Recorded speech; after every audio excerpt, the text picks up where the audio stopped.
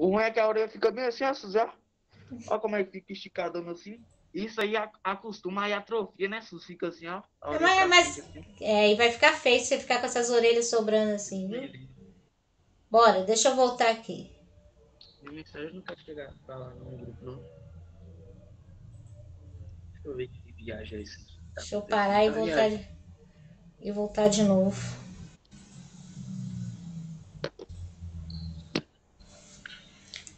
Eu mandei uma mensagem boa Suzy, pra eles ficar com medo. Eu tô tão boazinha nessa quarentena, tô Quem super sabe? meiga. Então, bora aqui. Então, como eu falei, né? Então, introdução de um texto narrativo seria a apresentação da situação, dos personagens, né? Do espaço onde a história se passa. O desenvolvimento são as ações mais importantes, é onde tem o clímax, né? E a conclusão seria o fechamento, o desfecho dessa situação, né? Dependendo do tipo de narrativa, se for uma narrativa fictícia, né, ela pode ter o chamado final feliz, né? Elementos da narrativa. Bem, os elementos da narrativa são aqueles pontos que são primordiais para que você possa construir uma narração, tá? Primeiro, o espaço, ou seja, o local onde as ações se desenrolam. Esse espaço, ele pode ser determinado ou indeterminado, tá?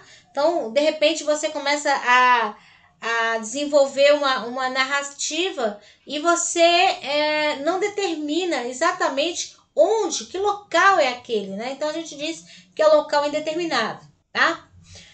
O espaço ele pode ser físico, numa praça, numa floresta, numa fazenda, né?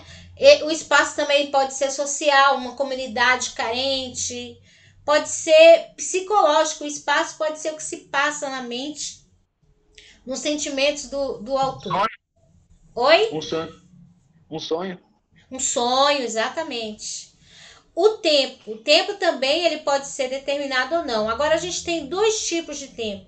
A gente tem o tempo cronológico, que indica aquela coisa da exatidão, né? Aconteceu em 1968, em 1808, né? Então, isso se trata do tempo Sim. cronológico, que ele pode ser marcado em dias, anos, décadas, séculos. E o tempo psicológico, né? Então ele se refere às lembranças que os personagens, né? As vivências desse personagem. Por exemplo, alguém já leu Memórias Póstumas de Brás Cubas? Que silêncio! Ninguém leu, né? Alguém já leu, gente? Respondem a Como é Suzy. que vai responder? Eu tô achando que não tem mais ninguém aí, só vocês, Isaac. Então, presta atenção. Em Memórias Póstumas de Brás Cubas, que aliás tem lá na banca, né? Na bibliotequinha da banca tem ele. A gente tem um exemplo desse tempo psicológico, né? Ao longo da narrativa, o personagem ele vai relembrando situações que ele viveu no passado, né? Isso seria o tempo psicológico, tá? Perguntas em relação a isso aí, gente? Não. Ok. Eu espero que o restante esteja aí realmente, né? Não. Muito bem. Outro elemento importante da narrativa são os personagens, tá? Os personagens, a gente costuma dividi-los. A gente tem os personagens centrais. Geralmente, os personagens centrais se divide. Entrou alguém aí? Se divide entre os protagonistas, né, que seriam os bonzinhos, os mocinhos da história, e a gente tem os antagonistas, né, que são os Os vilões. malvadinhos, os vilãos. Mas a gente tem também os personagens secundários, né, aqueles personagens que fazem ali parte da trama, mas não necessariamente estão envolvidos, Centrado. centrados, né, estão envolvidos diretamente, tá? Bem, o enredo. O que é o enredo? O enredo é a própria história, a própria trama, né? Então eu posso, por exemplo, fazer de forma resumida, sintetizar o que é a história, por exemplo, de Don Quixote de la Mancha, né? Então, em 2 parágrafos, 1 parágrafo, eu sintetizo. Isso é enredo. Então, enredo é quando você explica a história, né? É o que vai acontecer na história ao longo da narrativa, tá? Narrador. Bem, se é uma narrativa, obviamente, alguém está contando. Tem que ter um narrador, tá? O narrador é quem permite ao leitor, né, ter acesso à história. Esse narrador ele pode ser de diferentes tipos. A gente tem o narrador onisciente, né? E a gente tem o narrador que participa inteiramente da história, o narrador personagem. E a gente tem o narrador observador, né? Aquele que só observa. Primeiro vamos entender o que é o onisciente. O onisciente, ele não está na história, mas ele conhece tão intimamente os personagens que ele é capaz de, ao longo da narração, contar as ações e ainda nos dar detalhes dos sentimentos, né? Dos pensamentos, do que se passa na cabeça dos personagens. Quem usa muito narrador onisciente é Machado de Assis. Eu sempre estou falando dele, né? Em Dom Casmurro, a gente tem ali a presença de um narrador onisciente. Ele não faz parte da história, mas ele conhece tão intimamente os personagens que ele é capaz de dizer o que Capitu está sentindo, o que Bentinho está sentindo, tá? Geralmente o narrador onisciente ele vai contar essa história na terceira pessoa, né? Porque ele não está fazendo parte. Mas às vezes pode ocorrer do narrador onisciente também fazer parte e aí vai ser utilizado a primeira pessoa. Mas isso não é muito comum. É mais comum o narrador onisciente usar a terceira pessoa. O outro tipo de narrador é o narrador personagem, né? Ele participa da história. Então, geralmente, quando isso acontece, a narração vem em primeira pessoa. Por quê? É o ponto de vista de alguém que faz parte daquela narrativa. Ele viveu aquela história, ele faz parte daquela história. O narrador observador, ele não participa, né? Ele está ausente das ações. Ele vai contar o que aconteceu. Só que ele não é como um narrador onisciente que conhece tão intimamente os personagens que é capaz de até falar sobre os seus sentimentos. Nesse caso aqui, a narração é em terceira pessoa. Então, observe que narrador onisciente, narrador observador fazem a narração dos fatos na terceira pessoa. Lembrando que o onisciente pode até ser na primeira pessoa às vezes, mas o mais comum é na terceira pessoa. Enquanto que o narrador observador, ele só faz na terceira pessoa, porque ele só observa, ele não faz parte e nem conhece intimamente ninguém. Alguém entrou aí, será? Deixa eu ver aqui se as meninas entraram, só um minutinho. Pode entrar. Isso foi você, foi? O que é isso? Você mandou um recado terrível para as meninas. Bora lá. Tipo de discurso. O que é isso, gente? O que é o tipo de discurso? Tá falando justamente em que pessoa a narração... Oi? Perguntaram alguma coisa? Esse teu chiado aí, parecendo um cachorro. Não foi aqui não. Então, olha só. O discurso é de que maneira essa narração foi escrita, tá? Ele pode ser feito no discurso direto. No discurso direto, geralmente o personagem fala por ele, né? Geralmente a gente tem as travessões indicando os diálogos, a fala do personagem. O discurso indireto, o narrador fala pelo personagem, tá? Então, no discurso direto, a gente vai ter a primeira pessoa. No discurso indireto, a gente vai ter a terceira pessoa. Ou seja, o narrador fala pelo personagem. E a gente tem o discurso indireto livre.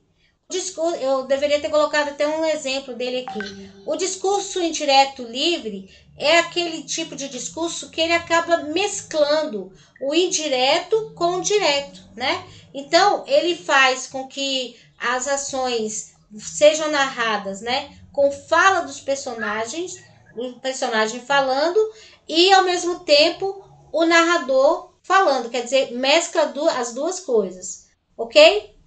Então, só repassando, os elementos da narrativa: tempo, espaço, enredo, narrador, que a gente viu aí os tipos diferentes, né? Os personagens. E por fim, o tipo de discurso. Direto, quando é em primeira pessoa, então os personagens falam por ele mesmo. Indireto, quando é na terceira pessoa, então o narrador é que fala pelo personagem. E o indireto livre, que permite que ao mesmo tempo que o narrador vai contando a história, falas dos personagens sejam inseridas. Alguma dúvida em relação a isso aí, gente? Não. Não. Beleza. Camila, não. Camila fala tão fraquinho. Camila tá dormindo ainda aí, viu? Eu não. Aham! Bem, agora texto narrativo e descritivo. Eu só vou colocar o conceito porque tudo que a gente falou até agora sobre texto narrativo também corresponde ao narrativo descritivo. Qual é a diferença básica entre eles? É que uma narração por si só não precisa ser descritiva, né? Não preciso descrever os detalhes. Mas quando eu descrevo, então eu tenho um texto narrativo e ao mesmo tempo descritivo. Por quê? Ao longo da narração, o narrador ele vai contando as ações, ele vai contando os fatos e descrevendo o cenário, descrevendo os personagens, tá? Essa descrição, ela pode ser tanto física, falando, né? Era uma casa verde de portão amarelo, verde e amarelo horrível, né? Com florzinhas plantadas no jardim, né? E ele pode fazer a descrição psicológica também, né?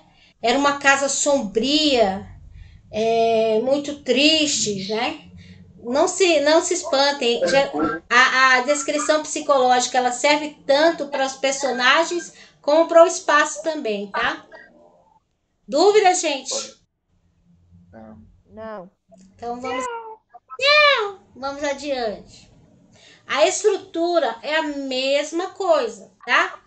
A diferença é que tanto na introdução como no desenvolvimento e na conclusão, à medida que os fatos são sendo narrados, é também feita uma descrição da situação, né? Descrição do espaço, a descrição dos personagens envolvidos ali naquelas ações. Mas a estrutura é a mesma de uma narração: introdução, desenvolvimento e conclusão. Características principais de um texto descritivo, né? Ele não se encontra limitado por noções temporais ou relações espaciais, tá? Porque ele descreve o que está estático. O que quer dizer isso? Que se o texto ele é basicamente descritivo, ele não vai se importar em dizer, isso foi no tempo tal, né? Não vai se importar em dizer que seja lá o que está sendo narrado ocorreu no passado, no futuro, porque ele não se baseia no tempo, e sim no que é estático, no que está fixo ali, independente dessa noção de tempo, tá? A linguagem tem que ser clara, tem que ser dinâmica, né? Normalmente o texto descritivo, ele acompanha a linguagem do seu tempo. Então, quando você pega um clássico da literatura brasileira, é muito comum que vocês se deparem com palavras que vocês não utilizam, que vocês não saibam o significado e tenham que recorrer ao quê? Ao dicionário, né? Porque são palavras que já entraram em desuso, são palavras de um português mais rebuscado e que vocês não utilizam, né? Aliás, vocês não usam nem o português, né? Vamos combinar, né? Vocês inventaram uma língua nova, cheia de neologias, mas português ninguém sabe. Bem, pois é. Então quando você vai ler um texto, um clássico da literatura brasileira, é óbvio que você vai encontrar lá palavras que não fazem parte do seu dia a dia. Mas vamos imaginar, você vai pegar um texto, uma narração descritiva mais atual, né? Um autor moderno, contemporâneo. Então ele vai usar expressões que fazem parte do seu dia a dia, que são mais fáceis da sua compreensão. porque o objetivo da descrição, né, é que você entenda o que está sendo descrito. Então, se colocar palavras que fogem ao uso comum, vai dificultar a compreensão, tá? Então, o vocabulário é rico, é variado, o uso de enumerações, de comparações, né?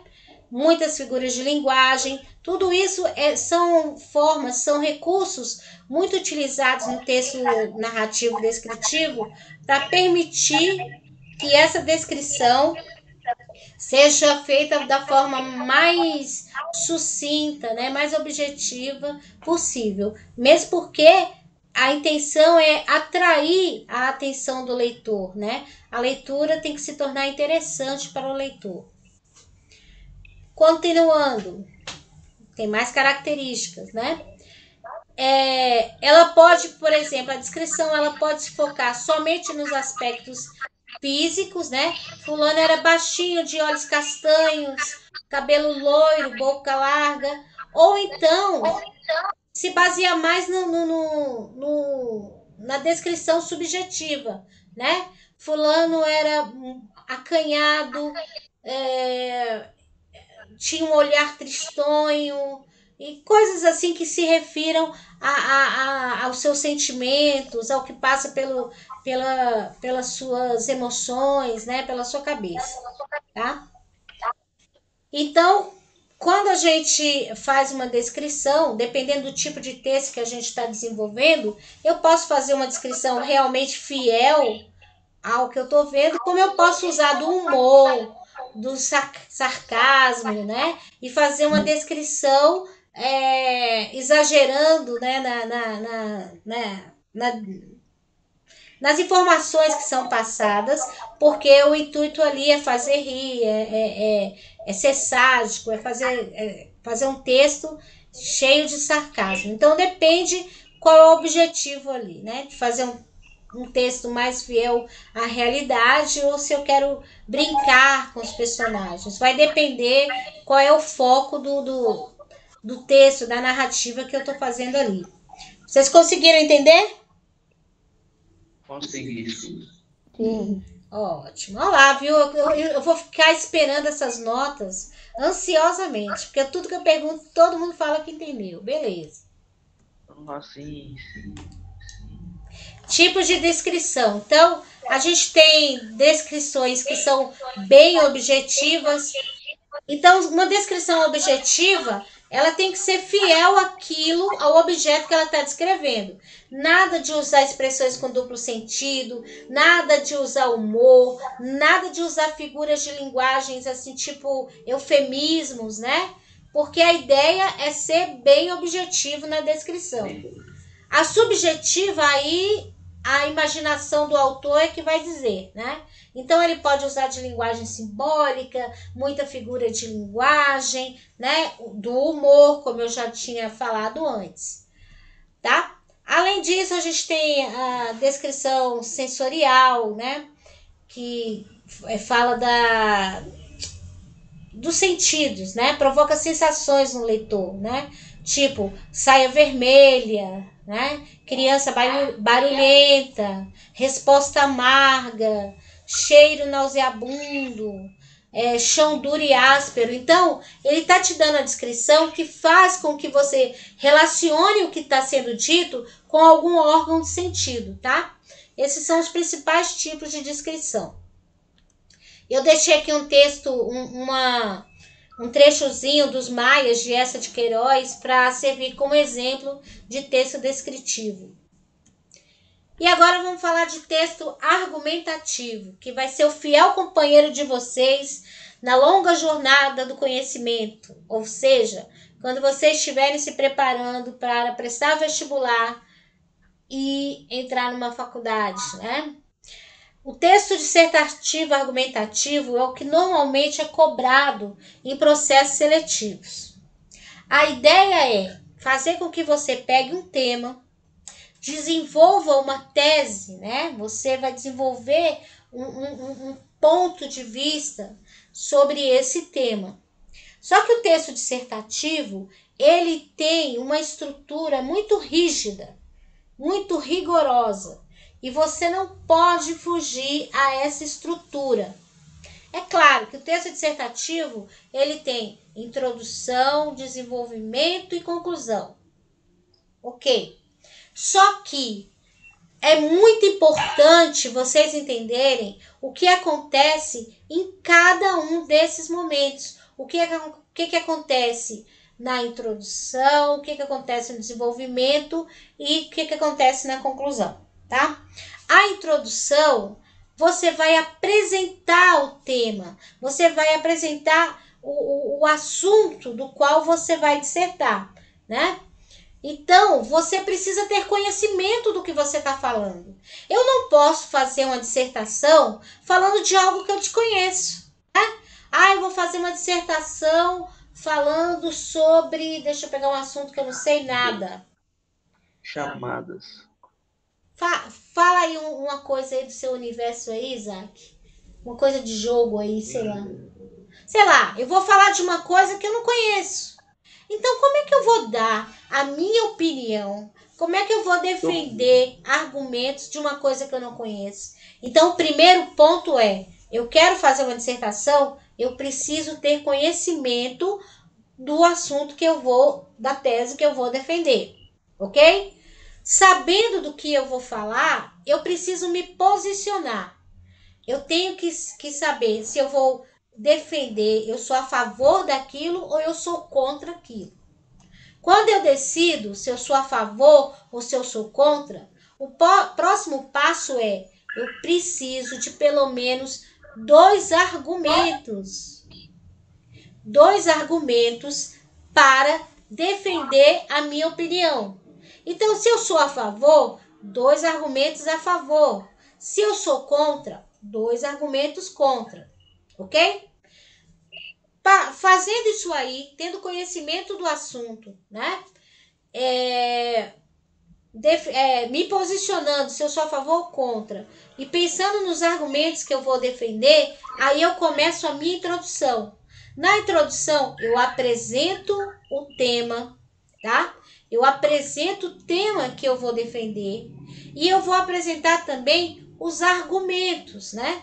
Então, na introdução, eu apresento o assunto e os 2 argumentos, tá? Os 2 argumentos que eu vou defender.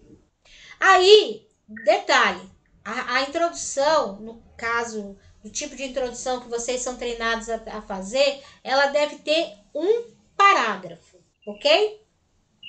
Lembrando que a linguagem tem que ser clara, tem que ser objetiva, não pode redundâncias, você não pode ficar repetindo palavras, tem que ser muito claro e objetivo, certo?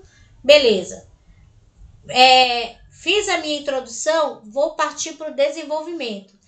Detalhe, o desenvolvimento é a defesa dos argumentos que eu apresentei na introdução.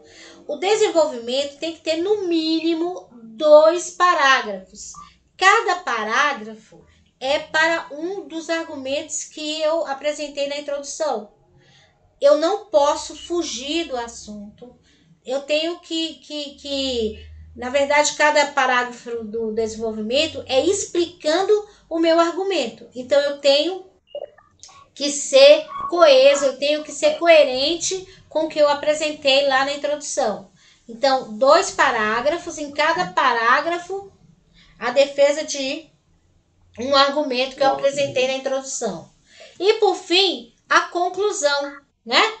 A conclusão é quando você retoma a afirmação que você fez na tese inicial, ou contrário, ou a favor ao que você está defendendo.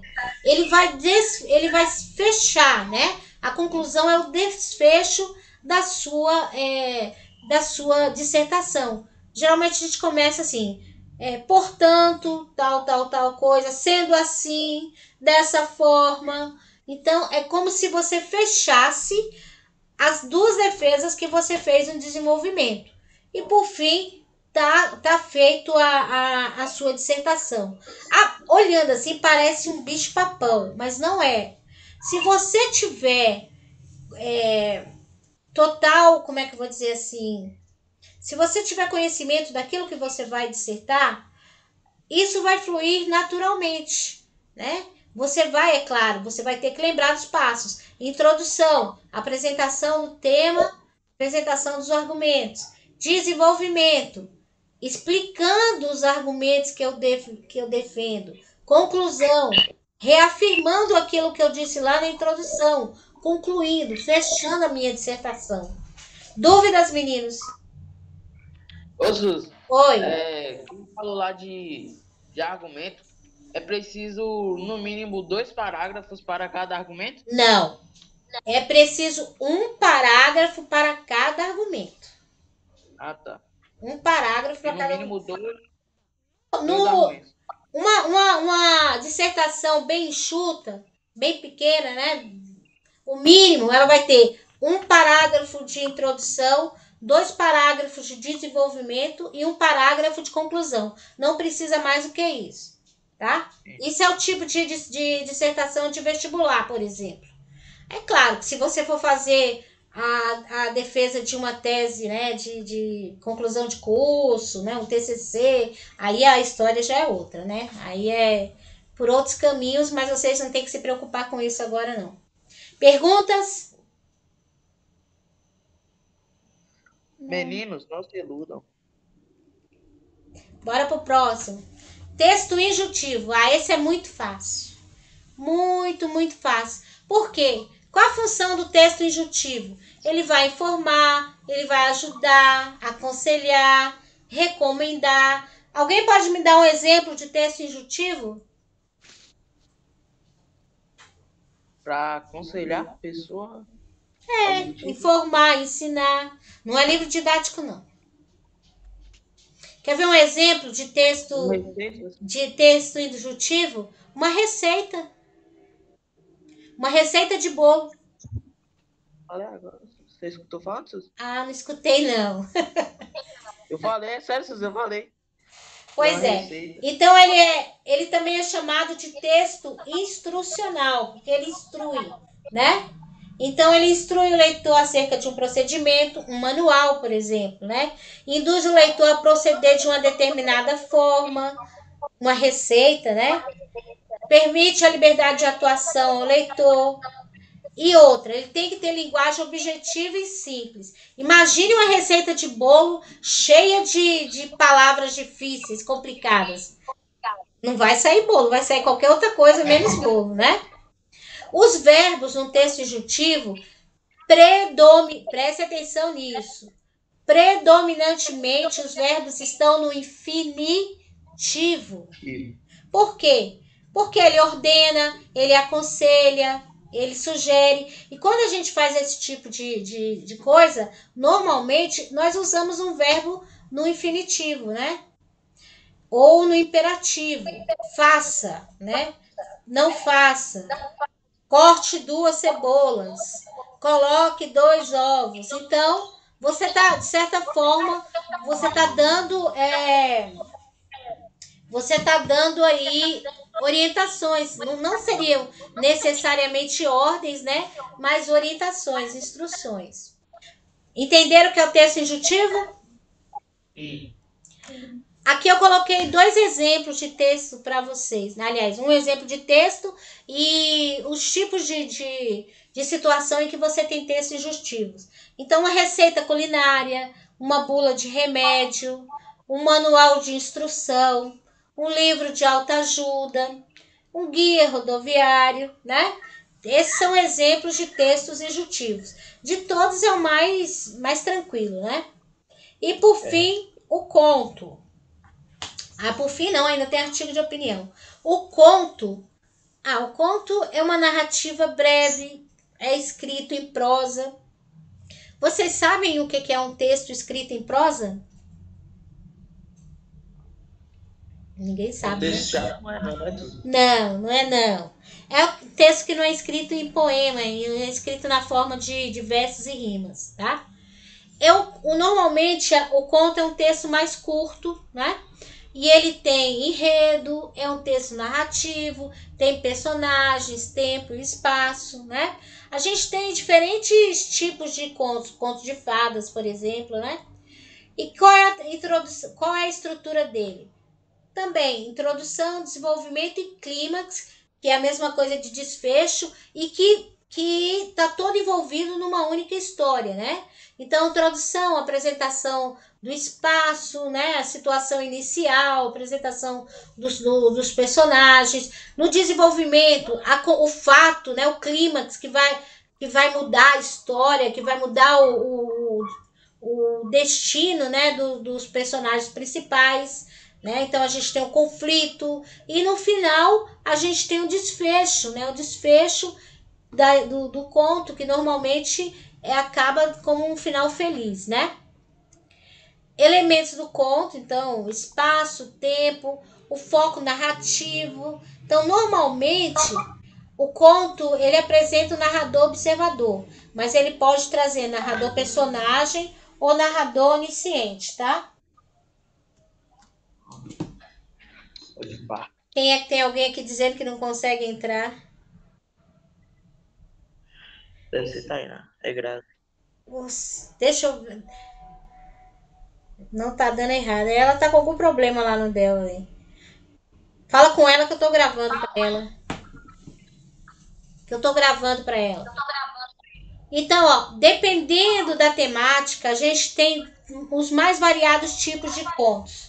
A gente tem contos realistas, contos populares, fantásticos, contos eróticos que vocês não devem ver porque são crianças comportadas. Contos de terror, infantis, psicológicos. Você, Isaac, só deve ler contos de fadas, viu? Eu gosto. Eu sei que você gosta. Cinderela, Branca de Neve, essas coisas aí, né? O 7 anão. 7 anão. E vamos para o último ponto de redação, que é o artigo de opinião. Olha, gente, artigo de opinião é muito parecido, a estrutura dele é muito parecida com texto argumentativo. Só que a diferença é que no texto argumentativo, você escreve todo ele em terceira pessoa. Então, no texto argumentativo não tem esse negócio de eu acho, eu penso, nós, não tem nada disso. É todo na terceira pessoa, certo? Já o artigo de opinião, ele pode ser escrito na primeira pessoa. Normalmente o artigo de opinião, ele pode ser veiculado em televisão, rádio, jornais, revistas, né? E o artigo de opinião, ele está sempre ligado a temas da atualidade, temas que tem interesse universal, né? Que tem interesse de toda aquela sociedade ali. Ou seja, todo mundo tem conhecimento de causa, tá? Características dele. Ele pode ser escrito em primeira e terceira pessoa, lembrando que o outro só em terceira pessoa. Para fazer dentro da regra, só em terceira pessoa. A não ser que, né, um professor ou a banca lá que você está fazendo concurso abra uma exceção e permita em primeira pessoa. Mas normalmente aquele primeiro que a gente viu é na terceira. Já o artigo de opinião ele pode ser escrito em primeira e terceira pessoa. Uso da argumentação e persuasão. Por quê? Porque eu quero convencer você. Eu quero que você entenda e se convença da minha opinião. Ou seja, de certa forma, eu meio que estou coagindo você a pensar como eu. Não necessariamente, mas a ideia quando você expõe sua opinião é que outras pessoas digam amém aquilo, pensem como você, né? As produções veiculadas nos meios de comunicação possuem uma linguagem simples, objetiva e subjetiva, né? Então, precisa ser entendido por todo mundo. Aborda temas da atualidade. Às vezes os títulos podem ser polêmicos e provocativos. Por que isso? Porque ele quer que você leia aquela chamada ali, aquele título e desperte a curiosidade. Do que será que se trata? E você vai ler, ok? Contém verbos no presente e também verbos no imperativo. Por quê? Porque ele está sugerindo, né? Ele está sugestionando, não necessariamente ele está impondo ou dando ordens, mas está dando sugestões. Então, é comum que os verbos apareçam no imperativo. Ficou claro para vocês, gente? Ficou. Eu sei que são muitas características, mas vocês têm que estar atentos a isso. O bom é que como vocês vão fazer esse questionário em casa, podem usar material de apoio, eu vou mandar o slide para vocês, tá? A estrutura, ó lá, da mesma coisa, ó. Introdução, apresentação do tema, desenvolvimento, que é o momento em que você vai dar sua opinião e defender os seus argumentos, né? E você vai concluir, finalizar o artigo com a apresentação das ideias para solucionar o problema que o tema se propõe, tá? É basicamente isso a estrutura. Há uma dica aqui que eu achei muito interessante, resolvi colocar para vocês, tá? Lembrar sempre que você tem que estar familiarizado com a estrutura, né? E assim, leia artigos, né? Se você tem que fazer um artigo de opinião para uma prova, uma coisa assim, leia artigos de jornais e revistas para você ter uma ideia de como é que aquilo é feito, tá? Então, não basta só ler, né? É importante fazer a leitura atenta, uma leitura focada, para que você seja capaz de entender o que está escrito ali e compreender em que momento começa e termina a introdução, em que momento o desenvolvimento traz os argumentos e como ele se finaliza, tá? E redação, gente, é basicamente isso. Eu deixei aqui um trecho também de um artigo de opinião para que vocês leiam, né, para ter mais ou menos uma ideia de como funciona. Aí tá em francês, tá? La vérité vous rend libre. Ou a verdade vos faz livre. É só pra... Nós, de libraries. Exatamente. Você é retardão mesmo. Bem, deixa eu beber uma água. Glup, glup, glup. Pra gente falar agora de inglês. Ok? Deixa eu ver se ele aparece aqui. Primeiro eu tenho que parar a apresentação. Minha internet caiu aqui, Suzy. E eu tô ouvindo você, seu palhaço. Não, eu tô usando 4G. Ixi, Maria. Que chique. Minha mãe. Pera aí que eu vou tirar o que eu tava aqui para colocar o outro. Agora vai ser em inglês. Vejam aí se todos vocês estão vendo bonitinho. Todo mundo vendo? Sim. Vai dar tempo, tá? Faltam 14 minutos, mas inglês tá bem curtinho, tá? Inglês vai ser relative pronouns e modal verbs, mas vocês só vão ver 2 modal verbs, que é... Eu até esqueci. Should e must. Só as diferenças entre os dois, tá? Bem, o que é um relative pronouns? Relative pronouns é um termo, uma palavra que você vai utilizar em inglês da mesma forma como você utiliza em português, né? A gente tem os pronomes que são utilizados nas orações para substituir algo que já foi dito antes, né?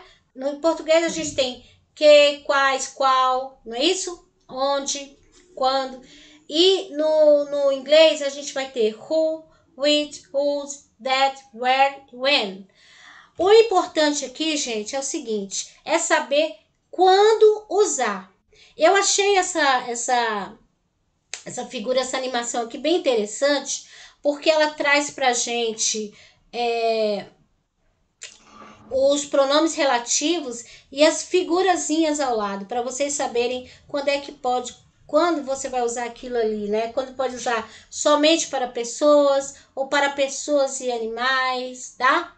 Por exemplo, who. Who significa quem. E ele só deve ser utilizado para pessoas, ok?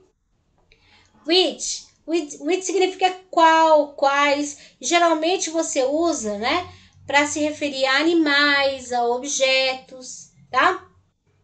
Whose, ele sempre dá a ideia de posse. Então, você pode usar tanto para objetos, animais, pessoas, não importa, mas sempre que a oração tiver sentido de posse, pertence a alguém. That, ele pode ser usado para pessoas e para animais, tá? Significa que.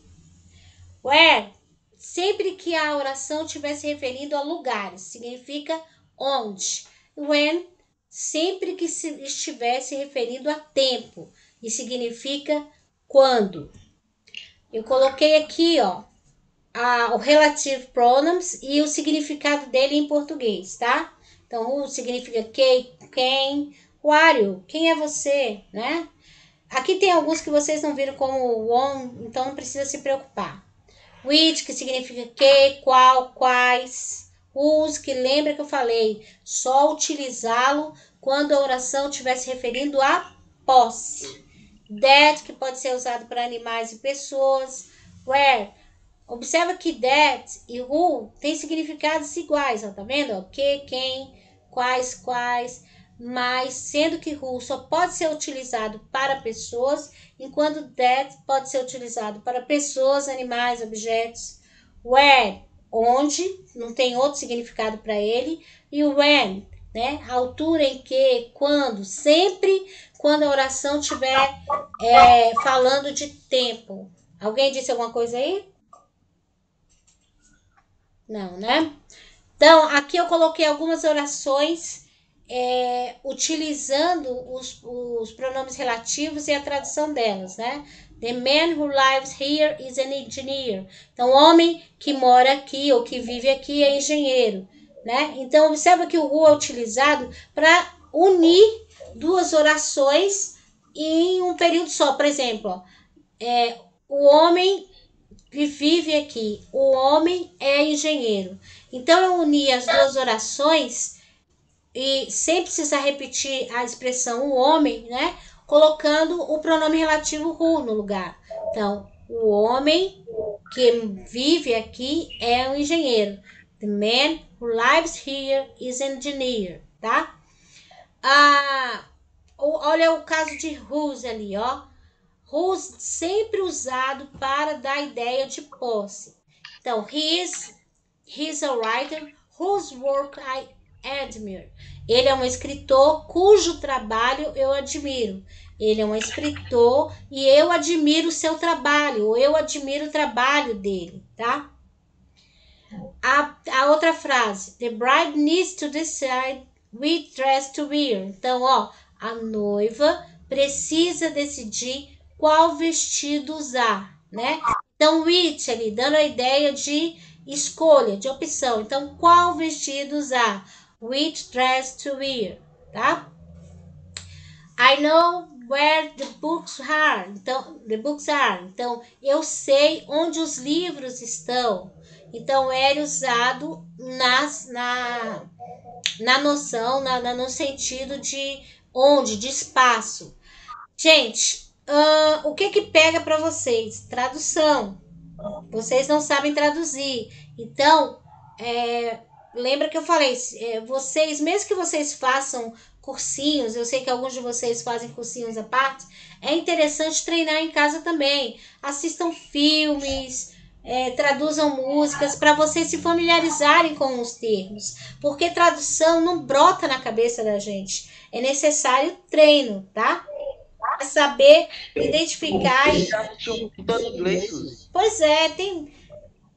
O videogame é ótimo para isso. Iago tem um nível de inglês excelente jogando, por mais que eu deteste dizer isso, né? Porque Iago, se deixar, nem come, nem toma banho mais só por causa daquela porcaria daquele videogame. Mas o videogame permitiu a ele ter uma compreensão de inglês que está muito além do...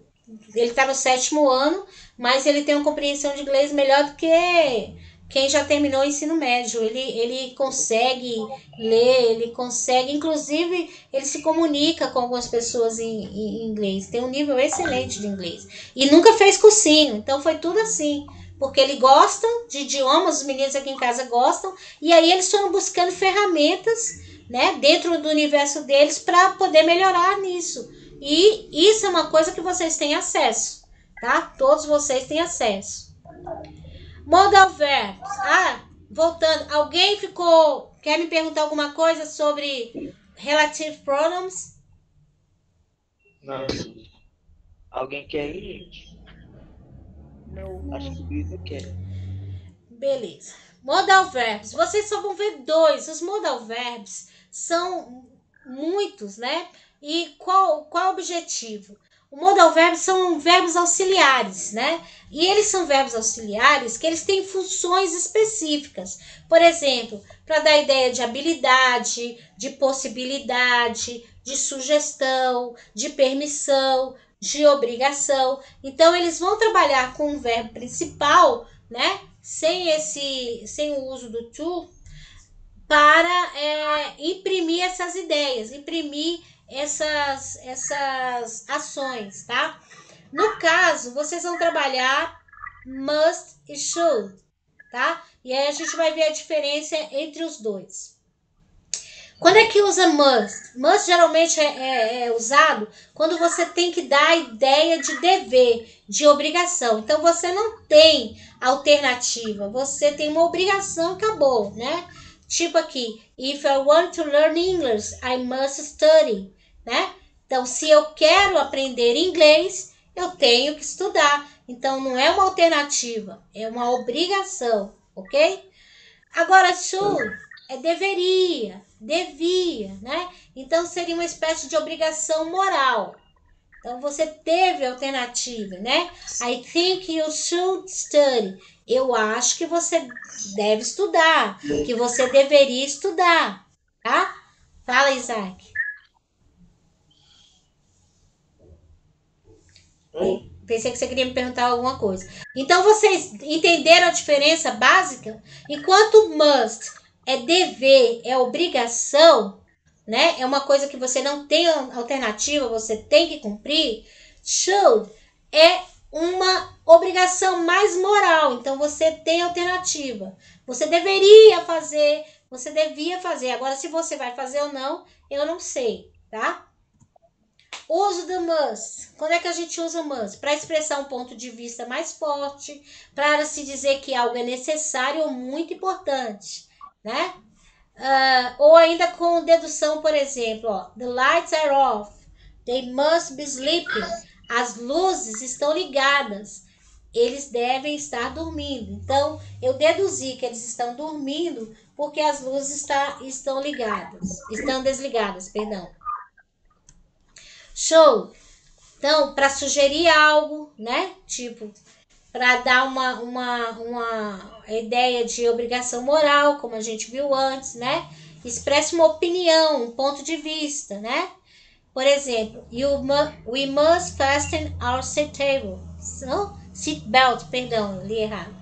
Devemos apertar os cintos de segurança. We must fasten our seat belt. Devemos apertar os cintos de segurança, tá? The students must study English at least 7 hours a week. Os estudantes devem estudar inglês pelo menos 7 horas por semana, né? Então, é uma opinião, é um ponto de vista. Eu não estou obrigando você a fazer. Eu estou sugerindo, né? Estou dando o meu ponto de vista.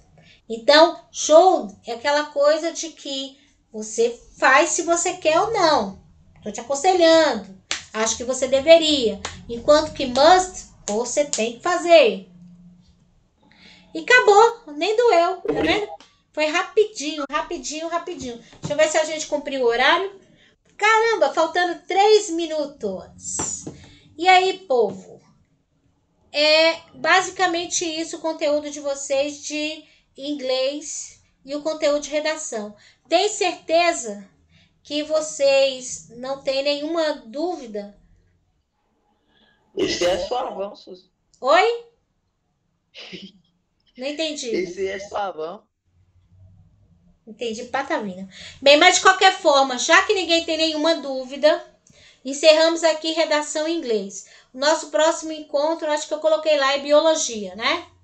Eu tô terminando de montar o material de biologia e entro em contato com vocês, ok? Se depois disso aqui vocês tiverem alguma dúvida, falem comigo lá no grupo. Eu vou mandar os 2 slides para vocês, tá bom? Tchau, tchau. Tchau. Tchau.